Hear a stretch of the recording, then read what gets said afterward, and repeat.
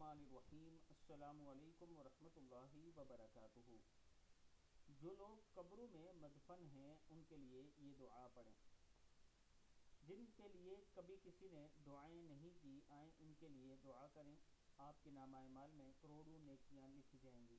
یعنی آج ہم ان کے لیے دعا کر رہے ہیں جن کے لیے کوئی دعا کرنے والا پیچھے نہیں ہے۔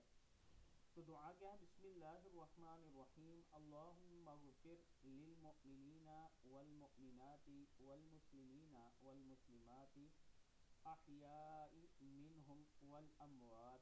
اے اللہ تمام مومن اور مسلمان مردوں اور عورتوں کو، خواہ وہ زندہ ہوں یا مر چکے ہوں، مغفرت فرما۔